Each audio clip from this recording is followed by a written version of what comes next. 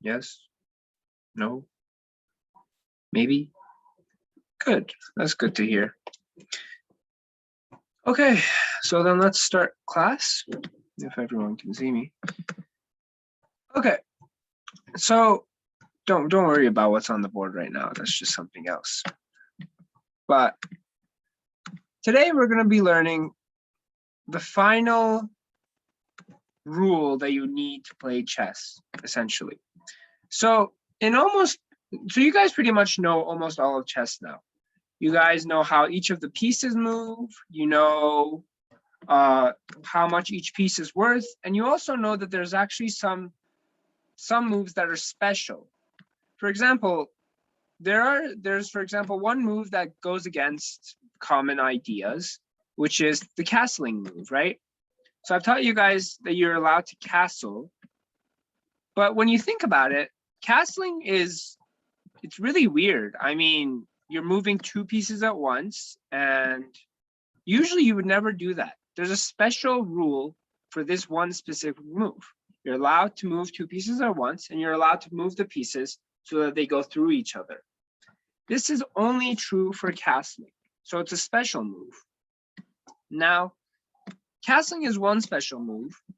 Can you think of another special move that seems to go against all you know about chess? So I've taught you one other special move. Can you guys think of one? It's okay if you can't. The second one happens when a pawn goes to the end of the board. So what happens then? It can promote? Yeah, it promotes. In other words, it transforms into another piece.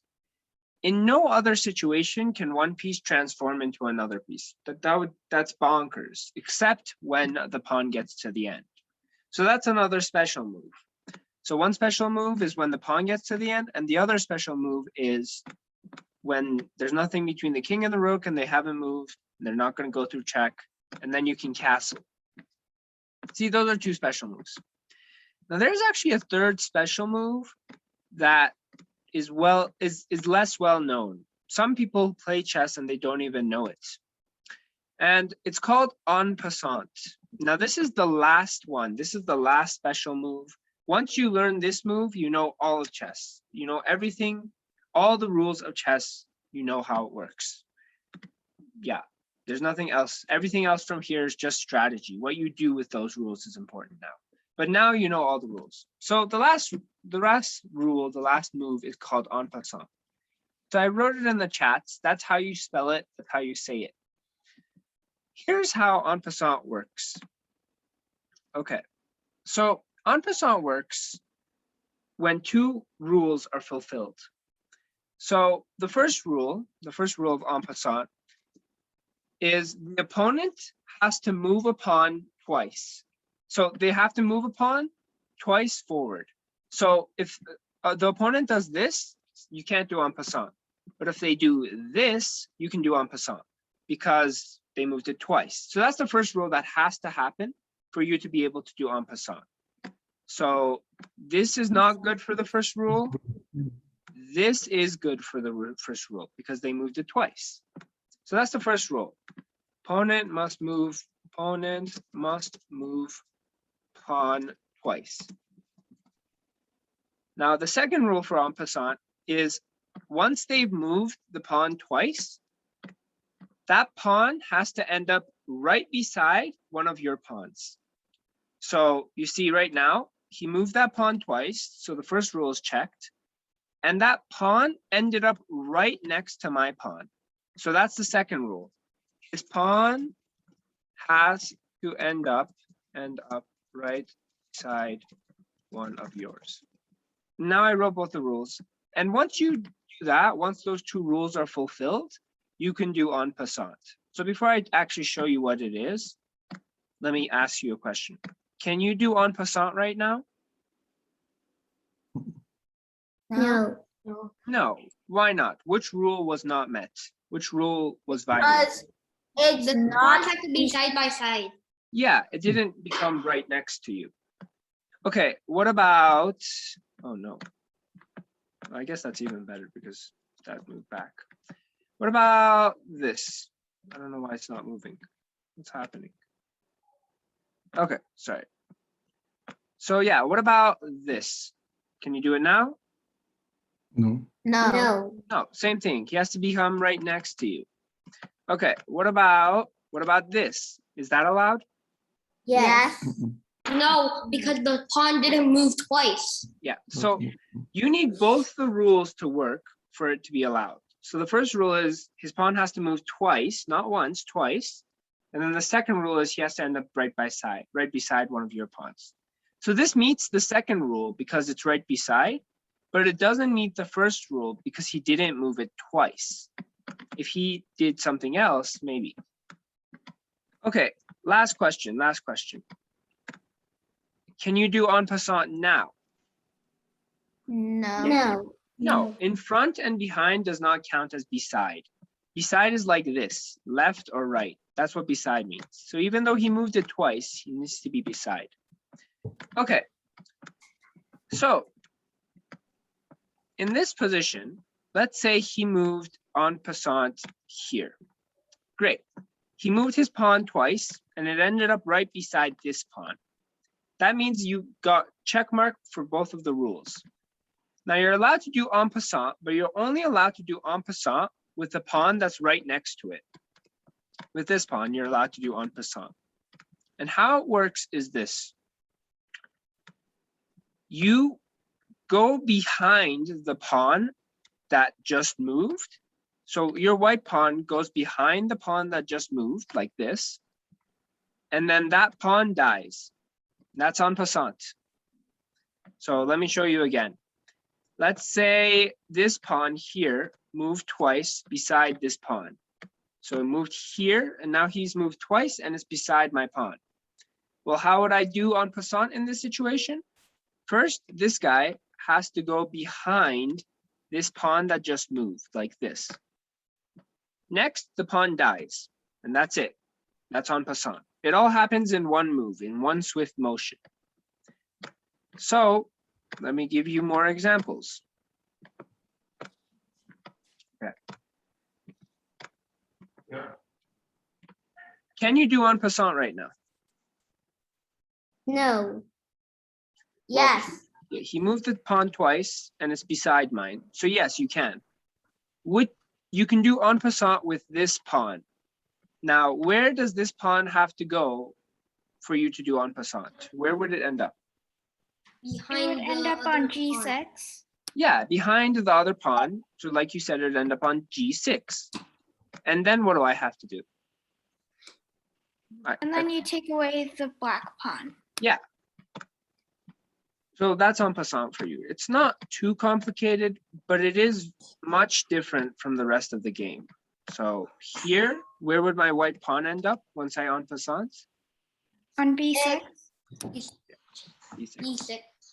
E6. Yeah, B6. There you guys go. And then last question. Here, am I allowed to en passant? No. Yes. Well, yeah, because both the rules are met. He just moved the pawn twice, and it's beside one of my pawns. In this case, it's actually beside both of these pawns. So you can choose to en passant with either one. If you en passant with the left one, he will go behind him, and then this guy will die. If you en passant with the right one, he will go behind him, and this guy will die. That's it. That's en passant. Now, the reason I say that this is a special move is because, well, there's a couple of reasons. First reason is, in every other time in chess, when you want to kill a piece, you have to go on top of that piece, and then it's dead. In every other case, you have to do that. Even with pawns, if you think about it, you never have to, with pawns, you have to go on top of it, and then it dies. Except in en passant. In en passant, you actually go behind it and it dies. So it's pretty weird. Now, the second reason I think this is really, really weird is it shouldn't really matter. like, look, these guys aren't really talking to each other. They're beside each other. So why would the pawn ever be allowed to kill him? It just seems very abnormal. Regardless, the en passant, yes. Because that black pawn will eat that white pawn if it goes backwards. Yeah, it's like, it's really weird. It's, this black pawn cannot touch this white pawn because black pawn, like the black pawn cannot go backwards, right? Pawns can't go backwards. So this guy and this guy, they're right next to each other. They could never touch each other. So it's weird that this guy gets to kill this guy. It's just weird. But nevertheless, en passant can only be done with pawns and only if those two rules are met. That's it. There's no other case that you could do en passant. So it's very special cases. But because it's so special and because most people don't know about it, a lot of people forget. Nevertheless, it is part of chess and you can do it. You are allowed to do it. Even if the opponent doesn't know the rules, you are allowed to do it. Just like any other thing in chess. Okay, now that you guys know how en passant works, let me ask you guys a couple of questions about it. So, do you think that if my pawn is here, could my pawn ever do en passant right now? No, No, why not? Why No. not? because there's no black pawn beside it. Yeah, you would, for him to do en passant, he would have to have a black pawn to his right or left. But there's no way a black pawn could end up to his right or left. Not right now anyways. And there's no way a black pawn could end up to his right or left after moving twice. Like what would have to happen is a black pawn would have to start here and then move twice to this location. Is that possible? No. No, because when black pawns No. are not at the start, they can't move twice. In other words, for a pawn to be able to do en passant, they have to be on this file. It's part of the rules. It has to be on one of these files. It has to be somewhere here. Because you need the black pawn to move twice and right beside it. And the only place that that's possible is on this rank. Similarly, where would a black pawn have to be in order for it to en passant? So if the black pawn is rank. here, yeah, sorry, you understood the question, go ahead. On rank 4. Exactly. So if a black pawn wants to en passant me, they would have to be on rank 4. They would have to, it's the only way. If they were on rank 5, they could never en passant me. But once they're on rank 4, maybe if I did this move, then they can en passant me. So does that make sense? I didn't lose anyone? No? Okay, good. I'm glad it made sense. And that's it. You guys officially know every rule there is in chess. There is no other rule you would need to know. Sometimes you might go to tournaments and they'll be like, oh, well, in this tournament, we have these specific rules. But that's not related to the game of chess.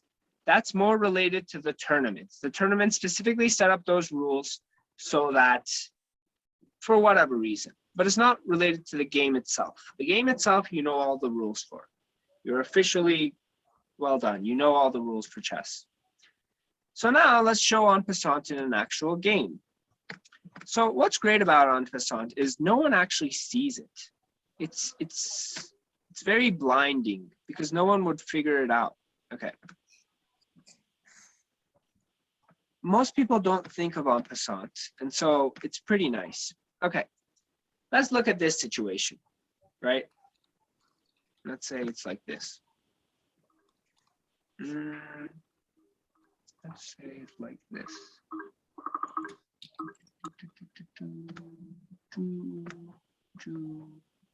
Okay.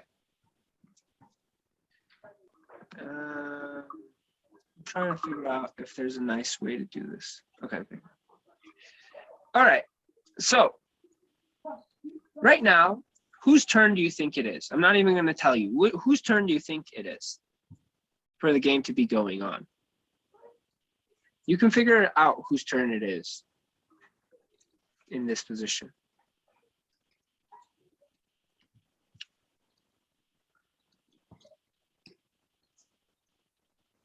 So Is there any kind of attack you see? Is any piece being really attacked in this position, under a lot of attack?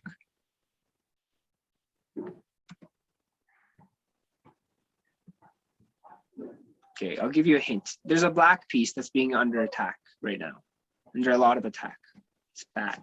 The pawn on G7. Okay, it's under attack, sure. There's something even more important under attack. More important than a pawn. The king on, Yeah. on the black side. Yeah, H6 king. What's on the attacking black that? What's attacking that? Bishop. There you go. Yeah, this bishop is putting this king in check. So now that you know that it's actually black's turn. Because if it was white's turn, then they could just move their bishop to the king and the game would just be over. And that would never happen. You never But end what if the pawn eats the bishop? The Okay, pawn so cannot go. The pawn cannot go backward. No. So if the bishop kills the king, the game is over. It doesn't matter anymore. Once you lose your king, the entire game is over. Yeah. So you never in chess will actually see any piece actually kill the king. Either the king is in check and he manages to get out of check, or he's just in checkmate and then the game is over. The king actually never leaves the board in chess, ever. So if it was white's turn, he would have to kill the king and the king would leave the board. And I just said that that's impossible. So it's not white's turn, it's black's turn. So I didn't even tell you whose turn it is, but by looking at the board, you can figure it out for yourself. So it's black's turn and he's in check. And usually people don't like to be in. So he needs to get out of check. Now, there's 3 ways to get out of check, as I've told you guys before. One way is to kill. Backwards. Go backwards. Yeah, one way is to go backwards. So before I go there, one way is to kill. Is there any way to kill this bishop right now? No. What? There's no way to kill the bishop, No. right? The other 2 ways, one of them is to run. So how would I run in this situation? You said it. You said one way is to run backwards, and that's the only square you can run to. And there's actually another way that you can get out of check. What other way is there? So To there's 2. block. Yeah, and there's to block. So can you guys think of a way to block this attack? Oh, sorry. Block this attack. I had another one. Like, is it 6G? Like, you move to 6G. So if you go to 6G, the pawn here will kill you. Like that. Oh. Yeah, and that's why you can't go to G6. So is there any way to block this attack? There's one way. Your pawn to G5. Yeah, pawn to G5. Okay, so that means that there's 2 ways for black to get out of check. One way is to run away, like here to H7, and the other way is to block on G5. Now, we want to figure out which one it is, which one's better. Black is trying to figure out, okay, which one should I do? Let's say we're black. We're trying to figure out which one should I do? Should I block or should I run? Does it even make a difference? So it actually does make a difference. And I hope you guys can see why. If you block, well, what did you just do? You moved a pawn up twice and it ended up beside this pawn. So what can white do now? En passant. Yeah, you see, this is a situation for en passant. If I end up blocking, if I choose to block, he's gonna go en passant my pawn like this. And now I'm under, sorry, the pawn's dead. And now I'm under attack even worse than before. You see, it's horrible. So I'm gonna lose quite quickly here. In fact, it's like almost in a move or 2, I'm gonna lose the game. Actually, it's checkmate. This is checkmate. But yeah, you lose in a move, is what I'm trying to say.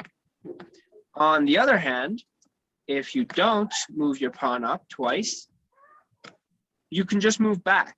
And now, you see, now it's fine. You're not going to die anymore because he has no more attacks. Even if he checks you, you can just hide now. So you're okay.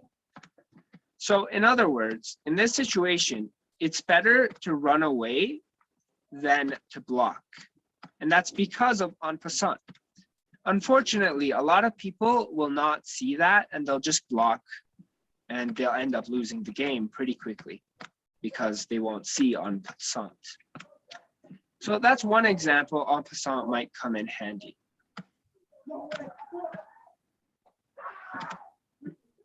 Playing basketball outside. Okay. Okay. Okay. Now here's another situation where en passant can come in handy. Okay, you can't have two kings on the board. Here, black might try and check you. He might do this move, but that's not a good check because you can just kill it with your king. Okay. He could check you this way though, right?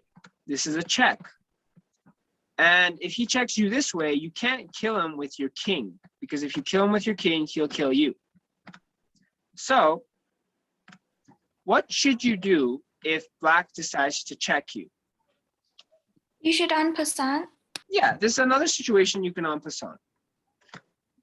By doing this move, you see he moved twice and it ended up right beside my pawn. So I can just kill him and now I'm not in check anymore.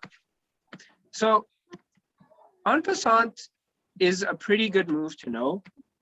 And if you play online, it's pretty easy. It'll give you the option if you just click on the thing. So if you're playing online on Lichess or something, and he does, for example, let's say it's my turn, and he does this. If you click on the pawn, you see you actually have an option to en passant. You can either move forward or you can en passant him. So I'm just going to en passant. And that's how en passant works. You move behind him and he died. It all happens at once. But yes, that is en passant. Okay. So now that you guys know how to play chess fully, what you should be doing in your own time is you should be finding places to do chess puzzles. That's mostly what you should be doing because chess puzzles are like the best way to become better at the game. You can even go on Lichess. Like if you have a Lichess account, there's a whole puzzle section right here. And then you just have to go here and just play puzzles and you'll get better and better. I'm going to give you 2 examples of puzzles right now.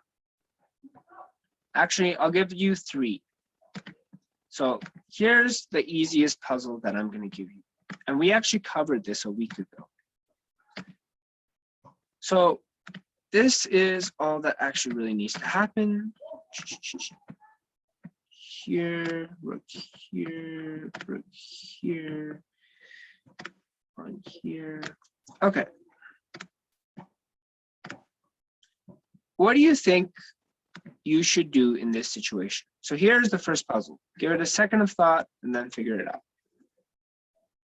You should back rank. Yeah, good job. So this is a back rank situation. You see all 3 of these pawns are in front of the king. That means the king can't escape. And when the king can't escape, the best thing to do is just give him a check and he'll die. So we can go ahead and checkmate. And voila, you solve the puzzle. Some people might think, okay, look, the knight is going to hit my rook, so I'm going to kill the knight. Wouldn't that be a good idea? But Yeah. that's not as good as a back rank. A back rank is an instant, you win the game, you're done. But if you do this, the game continues. He actually still has a chance to win. He could open up and now you can't win anymore. So the solution to this is a back rank. Okay, let's look at another puzzle. Okay. Now let's look at this puzzle. piece by piece. Okay. Can you back rank right now? No. No. No. What would happen if you tried to back rank? You would escape. Yeah, he has this square to Then you escape. yeah. Okay. But keep in mind that you have to somehow attack the king. Otherwise, the bishop will kill your rook. Or you could move the rook away and now he won't kill you anymore. So what do you think you should do? Move your rook to 3B. To B3? Sure, you can run away. It's one No, to option. 3B. Yeah, this is B3. B3, right? Yes. So yeah, you can run away. That's an option. Can anyone see another move? So here are should all the promote. moves. Sorry? You should promote. Yeah, I can promote. And if I promote, what do I promote to? Just a queen, right? Queen. Sure. You can also promote to a rook in this case, but sure, a queen. And this gives him a nice check. But what is the situation? Is it just a check? It's a checkmate. Yeah, it's a checkmate. You see, your rook blocks this square, so he can't go away. And this place he can't go away, and this place he can't go away. So if he can't leave these three places, and he's being checked, then it's a back rank mate. Good job, it's another checkmate. So that's the solution to this one. Push the pawn, make it a rook or a queen, and then voila, you have a checkmate. Okay, that's this one, and then this is the last one. Okay, now situations like these look very, very complicated. So it's good to break it down and figure out what on earth is going on. Okay, when you look at Black's situation, do you think Black is feeling safe? Do you think he feels safe right now? No, I see. No. Why does he not feel safe? Why isn't he feeling super happy right now? Because his king is out in the open. Yeah. Now the king, our king, you see, is comfortable. He's in his home drinking coffee. He's fine.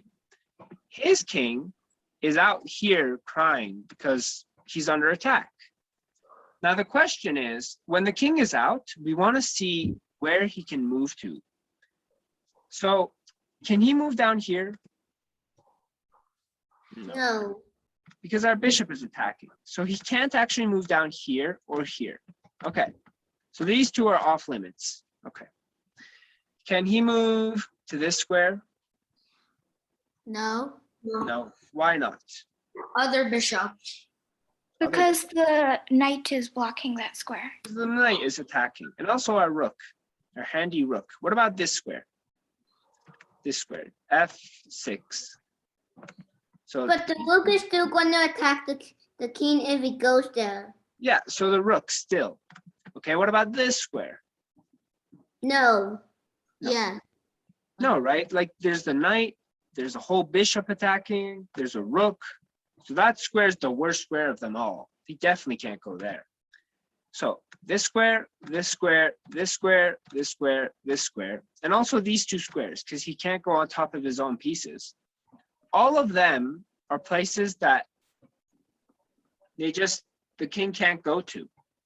Okay, so if we want to attack the king, we need to make a move to attack these two squares, because every other place the king can't go to.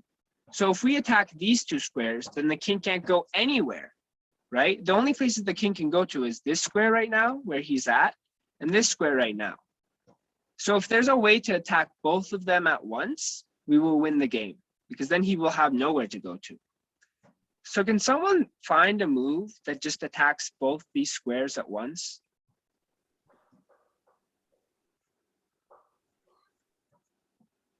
Just recommend a move that attacks both these squares.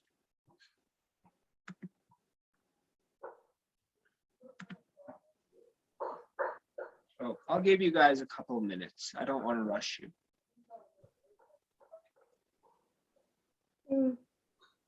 You can move the bishop to f7.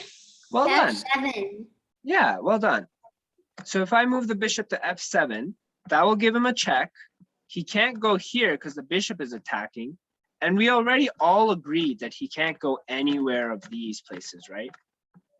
So in other words, the king is completely trapped. He can't go anywhere.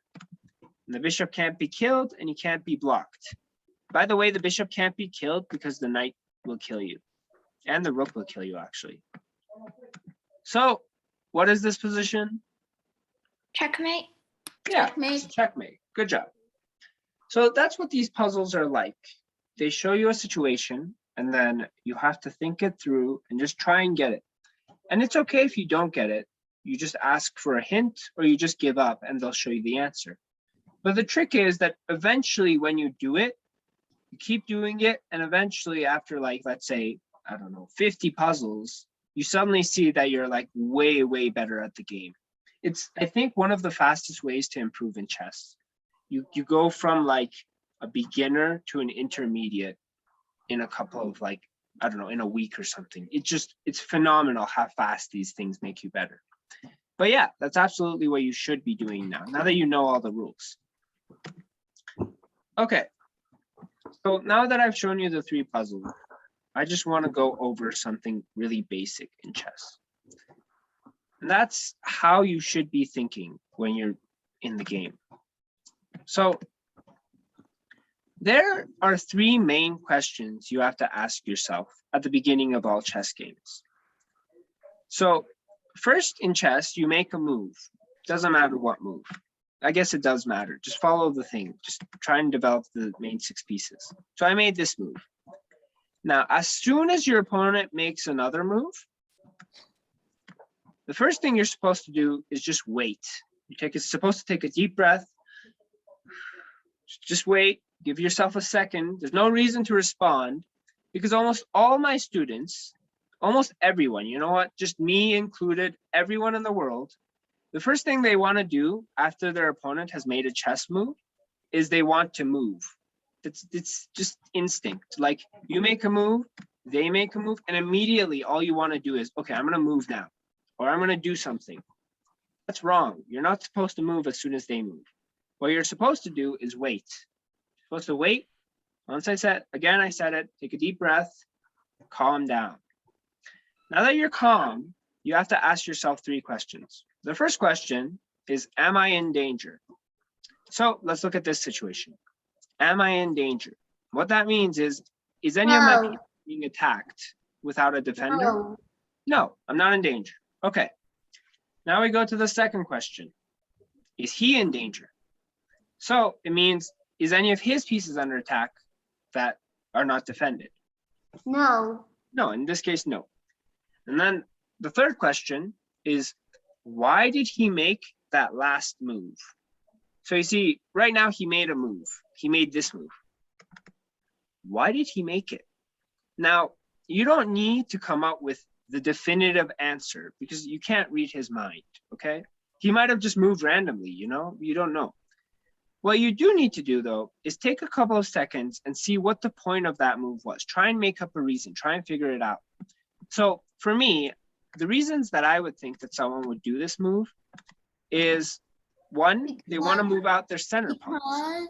Because if this pawn moves to 4e, this pawn will eat it like that. Yeah, like if he did another move like this, I would have just eaten him. Also, now that he did this move, he's trying to move out his center pawn, right? It's a good move to move out center pawns. And it's like me, so he has a pawn in the center. And these are some reasons he might have done that move. And that's it. You only need to ask those 3 questions. Later on, when you get better, you can add more questions that you like. For example, you can ask yourself, I don't know, what's the next best move for me or something like that. But for now, these are all the base 3 questions you need to ask. So now that you've asked, then you can go ahead and make up a move that you want. So I'm going to move a knight here because I like to develop my 6 pieces, right? I want to develop my 2 knights, 2 bishops, and 2 center pawns. I'm going to move a knight.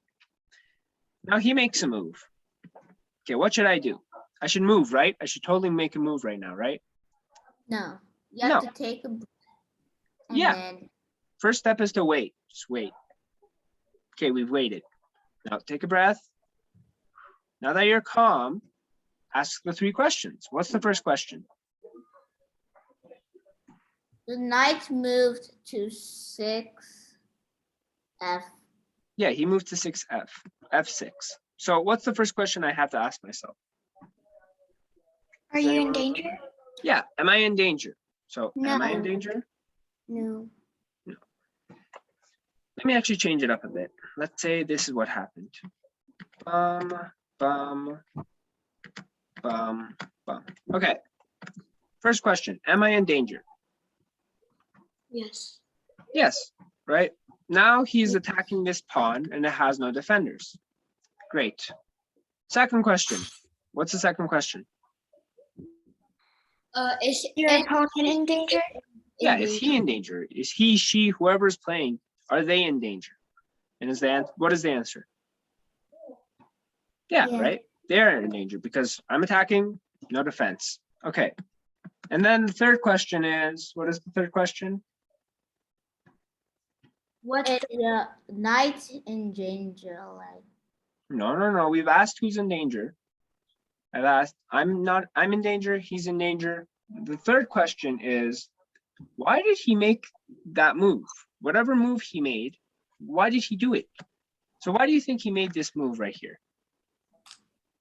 To attack your pawn?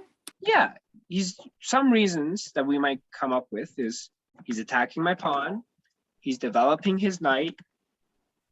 I don't know. That's all I can come up with right now. But yeah. So now that we've done that, we can come up with an idea of what to do. Well, if I'm in danger, I can stop the danger by maybe adding a protector to the pawn. Maybe I can move my knight here. Okay. Another thing I can do is I can just take his pawn and let him take mine. Because now we both lost the pawn and it's all okay. Doesn't matter. Right? Because either way, I'm still safe. I'm just gonna, for the sake of whatever, I'm gonna do this move. Now he does this move. Okay. So what do I do right now? What's the first step? To see if you're in danger. No, it's to wait. I know Oh, I know I'm going over it too many times, but I myself have made this mistake so many times that I just make a move and I lose the game. So it's just to wait. It's all the first step is.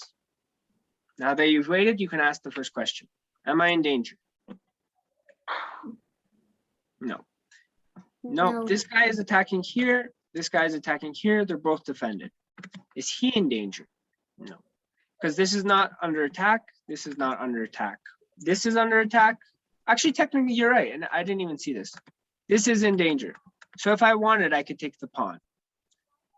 And then the third question is, why did he make that move? Okay. the move of the bishop. So here, the third question becomes very valuable. So you see, he moved the bishop here, but it's already protected. So why do you think he would move a bishop to somewhere that's already protected? Well, one reason is he's developing the bishop, but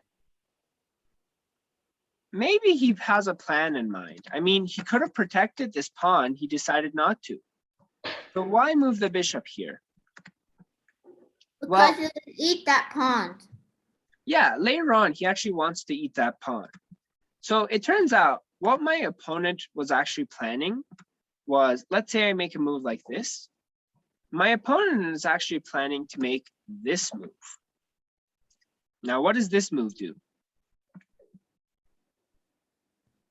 It Well- eats this white pawn at 2G, at 2-1.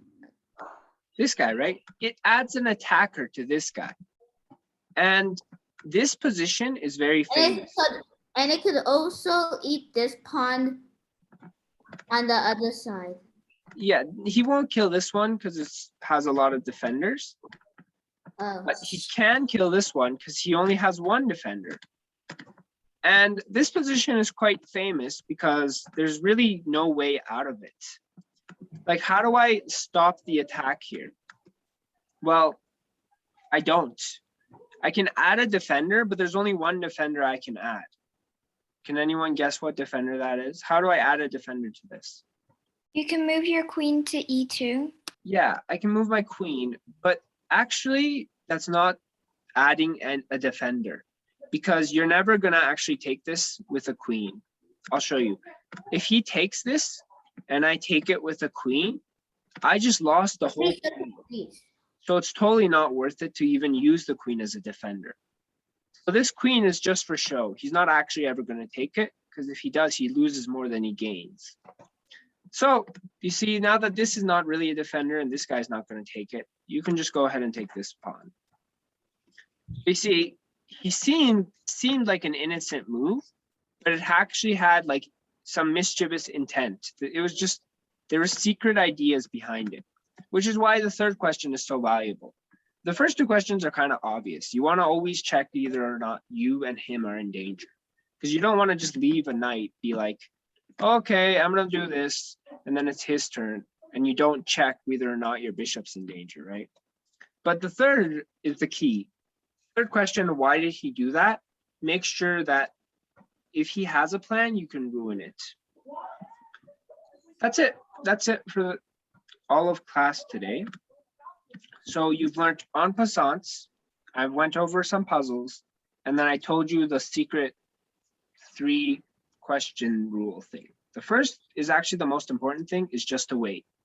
You have to think in chess. It's a thinking game. The only time you're not supposed to wait is if you play bullet chess. So bullet chess is a special type of chess where each person only gets a minute for the whole game.